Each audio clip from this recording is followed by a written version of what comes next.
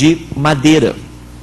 O primeiro navio construído depois da Arca, maior que a Arca, foi o Great Eastern, foi construído praticamente no ano de 1858, e usava muito metal. Você pega a caravela de Pedro Álvares Cabral, que tinha 30 metros de comprimento, parecia barquinho salva-vida na Arca de Noé, de tão pequenininho que era. Ou seja, algo muito grande, fascinante. Quando nós olhamos a Arca de Noé de uma forma mais específica, então, nós temos o questionamento a respeito dos animais. E daí, como é que ficam então os animais dentro da Arca?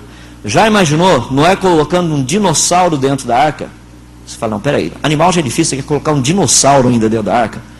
Se você pegar um dinossauro, e a gente vai tratar deles daqui a pouquinho, um dinossauro adulto tinha em média mais ou menos uns 12 metros de altura, os grandes. Um filhotinho tinha 50 centímetros. Ou seja, a pergunta que nós temos é, será que Noé levou animais adultos ou filhotes? A resposta é simples, nós conhecemos hoje. Quando a gente vai trazer um casal de animais para o zoológico, você pega os animais filhotes por questão de adaptação.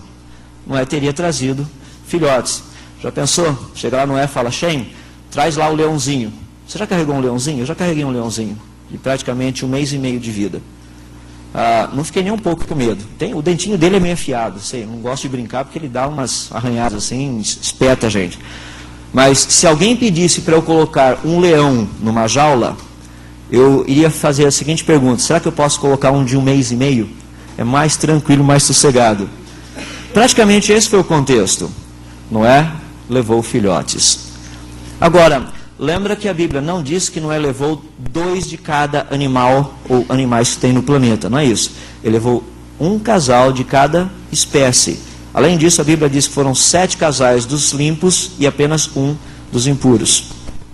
Você precisa fazer um estudo do livro de Levíticos, também no livro de Deuteronômio, que a gente não vai fazer agora, para saber quem é quem. Mas o que acontece ali é o seguinte, Deus disse para Noé algo muito interessante, ele disse, 2 de cada um virão a ti. Noé não teve que sair correndo pela Pangeia para descobrir onde é que estavam os animais. Deus escolheu o material genético. Deus falou para Noé, eu trago o melhor material genético. O teu trabalho é colocar dentro da arca.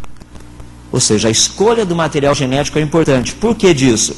Porque após o dilúvio, sendo 2 de cada espécie, o que aconteceria novamente após o dilúvio? A variedade dentro das espécies. Noé não precisaria, por exemplo, levar um chihuahua, um rottweiler, um pastor alemão, um pincher, sei lá, um salsichinha, todos aqueles negócios juntos. Não haveria necessidade disso. Apenas levar o básico. Depois do dilúvio, você teria toda uma variedade. Por exemplo, alguns estudos têm sido feitos. Se você pegar, por exemplo, hiena ou hienas, cães, um tipo específico de cães e lobos, você tem condição só desses 3 animais, a junção entre eles, produzir praticamente toda a variedade de cães e de outros animais dentro dessa categoria que existem hoje. Então haveria necessidade de ter uma grande quantidade de animais dentro da arca. Outro negócio que é interessante a respeito dos animais é o seguinte, os animais dentro da arca. Nós vamos tratar daqui a pouquinho sobre a questão da cronologia do dilúvio, que muitas pessoas falam assim, o dilúvio durou 40 dias. Não, 40 dias foi só de chuva, água vindo de baixo e chuva de cima. O dilúvio todo durou 371 dias. Agora, imagina Noé com uma monteirada de animais por 371 dias dentro da arca. Aonde haveria comida para tantos animais assim?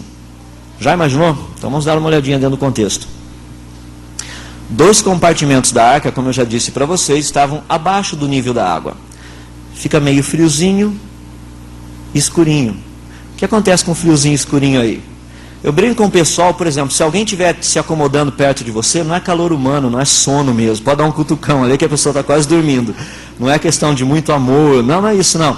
São coisas que nós estudamos hoje, que animais, dentro dessas condições, ou seja, temperatura mais baixa, escuro, eles entram em processos ou de hibernação, que no caso é um sono profundo, que pode durar meses, ou processo de torpor, que é um sono profundo, que pode durar dias.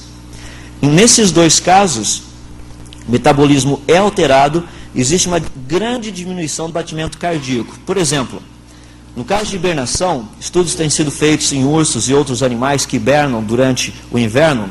A batida cardíaca de um urso, em média, é cerca de 30 a 40 batimentos cardíacos por minuto, normalmente. Na hibernação, isso cai de 3 a 5. Ou seja, o bicho parece que morreu, mas não morreu. Quanto que o animal come durante o tempo que ele está hibernando? Ele não come, ele dorme, ele está hibernando. Então a alimentação é praticamente zero. Qual a quantidade de resíduos biológicos? Para a garotada mais jovem, resíduo biológico é isso que você está pensando mesmo, tá? É aquilo lá mesmo. Então, qual a quantidade de resíduos biológicos dentro da arca? Ia ser mínima. Muito pouco mau cheiro. E um processo lento de desenvolvimento.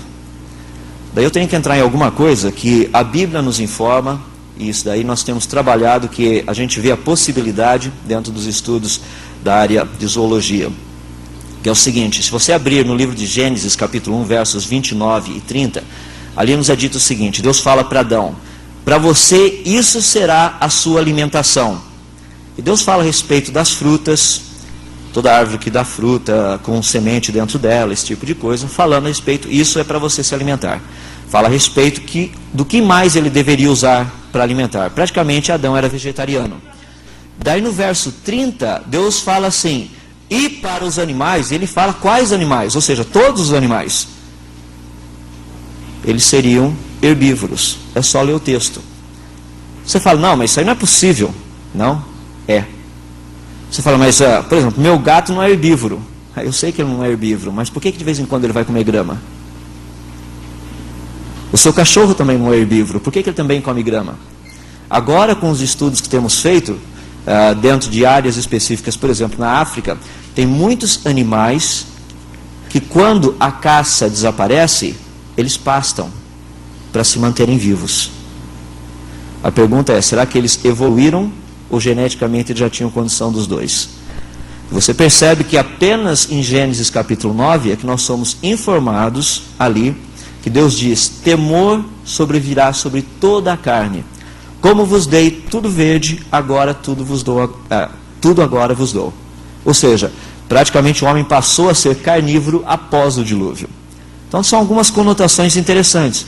Estou tratando isso com base apenas na Bíblia. Por favor, não tem uma prova científica mostrando que o homem no início era vegetariano, coisa assim. Mas se ser vegetariano significa tudo isso, acho que dá para a gente deixar o churrasco de lado, né? Para viver uns 900 anos, ter uma inteligência desse jeito, acho que até vale a pena o esforço. Mas, para ter uma ideia então, dos animais dentro da arca. Que tipo de alimentação praticamente então teria dentro da arca? Leão iria comer o quê? Capim.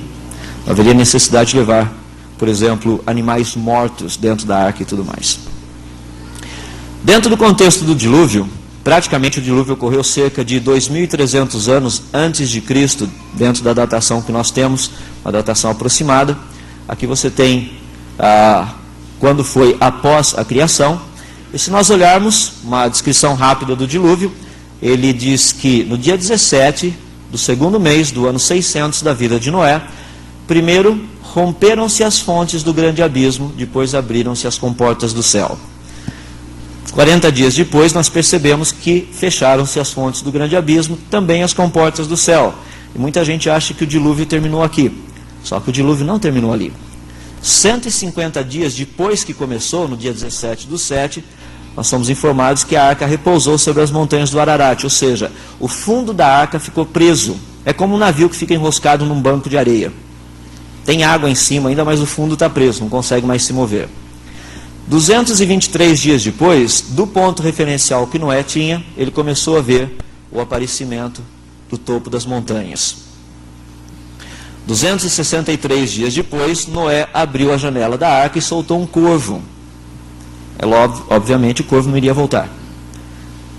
270 dias depois, ou seja, 3 dias depois de ter soltado o corvo, ele soltou uma pombinha pela primeira vez, a pomba voltou. 7 dias depois ele soltou a pomba, ela volta com um raminho de oliveira na boca.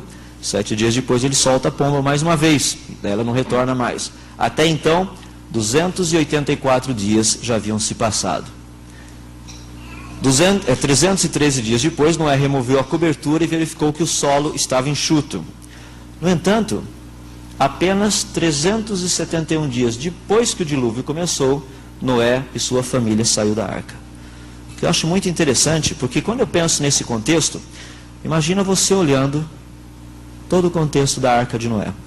Eu brinco com o pessoal logo após o dilúvio, mas é verdade. Já pensou para as mulheres que desastre? Não tinha um shopping no planeta. nem